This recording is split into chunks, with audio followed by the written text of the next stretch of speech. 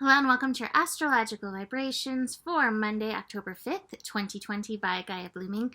I'm Mimi. Hello, and our energy mantra for today is I keep expanding in my capacity to hold the vibration of peace. And let that mantra today fill you this entire week forward, because there's not a lot going on, but what is going on has a definite level of intensity. It's feeling at this moment very edgy to me. So let's just go into a quick overview of the week ahead. So the three major things that are happening this week. I would say one of them is Mars perihelion, which means Mars is in the place in its orbit where it is closest to the sun, and therefore it's being very strongly activated. So we have Mars retrograde, which is already like kind of bringing up Mars energies, and this week we are building into Mars square Pluto. So squares bring up resistance. Squares are challenging aspects. Squares do not have the energies like getting along, basically. And Mars already is ready for a fight. And then we have Pluto, which is like, I will annihilate you like that. So between these energies building to a square and Mars in this perihelion place in its orbit, it feels like a bit of a power keg. It feels very edgy. It feels like anger, lava bubbling up close to the surface, and chances are what you're really frustrated about, what you're really angry about, any of that is not what's going to be setting you off. It's going to be the little things each and every day that is going to be setting off mini volcanoes. So be aware of that.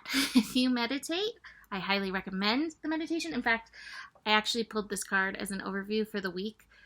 It is the turning in, meditating, tuning into like what you're really feeling, what's really going on beneath the surface, tuning into your frustrations and being aware of them may help in this power keg situation. So awareness of that. Like I said, that'll be happening. Mars and Pluto will reach their square on Friday, the 9th. Let's see, we also have Mercury and Uranus opposing, and so that can also be very stimulating. It's a really interesting combination. We have Uranus in Taurus. So the Uranus energy in Taurus, even though Uranus is electrical and stimulating, there is this reminder to like ground in, that there's transmutation happening, change, revolution, evolution through like the grounding in, through the being present. And then we have Mercury in Scorpio, and Mercury in Scorpio could be another power keg kind of energy feeding into all of this. So again, awareness of that, like that Uranus energy could definitely trigger that Mercury in Scorpio energy. And Mercury in Scorpio, or anything in Scorpio, is always just one trigger away from volcanoes, annihilation, all of that.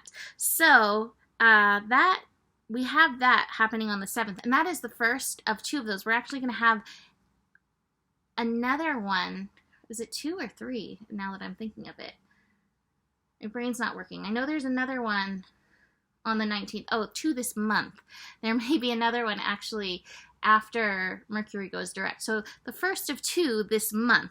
Here we go. That's why my brain wasn't computing. Like, there should be 3. So in this opposition, triggers may be happening. Mercury and Scorpio can either go deep and find the empowerment in it, or it may feel very triggered in this. There is major transformation, transmutation available to you in this opposition. But again, with the power keg energy going on, that may be kind of a challenge and require those deep roots to help support that process.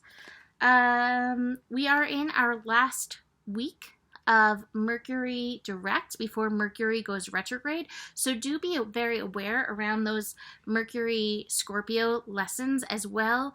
The triggers, seeing the things beneath the surface, energies around boundaries coming up, needing to communicate boundaries. Let's see if there's anything else that's, and really being able to like be aware of your thought process around your personal power as well. All of that energy coming up. I do also want to mention that this next weekend, so like the 10th and 11th, will also get a little intense as all of the Mars and Pluto, the cardinal energies, Pluto and Capricorn planets, sorry, I'm not saying this very clearly, but the planets in Capricorn and Aries, they're all going to be squared by the moon. So it's just an all-around edgy, power keggish kind of week. So going back to the energy mantra, expanding in your peace within, dropping deep into the roots, that will very much support you. So for today, we have the moon working with that Pluto energy, and moon connecting to the Saturn energy as well. So moon, sorry, I was like, where's the moon? Moon is in Taurus. So we're finishing up the Taurus moon. Today, actually, Monday may kind of feel a bit sleepy, a little bit snoozy, as we will have the moon void, of course. Take it easy. Again, I think that's one of the things we as humans get ourselves so stressed out that we really don't have the capacity to deal with any stress rising. So just be aware of that. If you have time to value yourself and take care of your physical needs, moon in Taurus, your physical needs, that could really support you in getting through this week. So the moon trining Pluto and Saturn, it also feels like, a lot of power and control things up this week. And so this may be where you're trying to acquiesce to outside authority, to the power and to the control. And it may, if you're not like honoring those physical needs, that may creep back up on you through the week. So again, if you can take care of yourself and really take back that authority as much as you can. I know in this world it's a hard thing, but baby steps, little steps to honoring yourself will really help in that.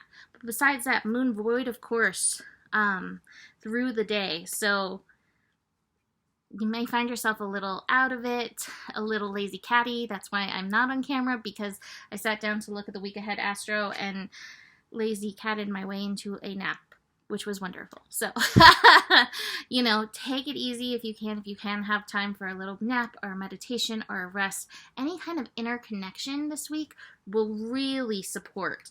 I have the cards today, the patience card and the new vision card. So really taking it very easy on yourself if at all possible, and holding space for the good things. And that's the thing, is like, I have the ordinariness card in reverse. And the ordinariness card in reverse is like, you're not noticing the good that's happening. And we can get so caught up in the stress and all of the 2020 going on that we don't notice the blessings that are happening around us. And I promise you, even if it doesn't look like a blessing, it may just be. The moon will shift into Gemini later in the evening, 9:03 p.m. Pacific time.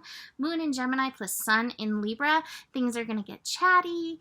You may find yourself wanting to reach out and communicate. The mental energy may also spike a bit with that, so be aware of incoming monkeys.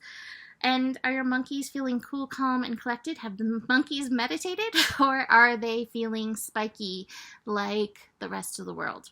And if your monkeys are spiky, it's time for some monkey meditation boot camp. So I will end that there. You can book a reading with me. Email me, mimiclark@gmail.com. Besides that, the better it gets, the better it gets. There's more than enough love in the world for you. You have the power, and stay curious. Namaste.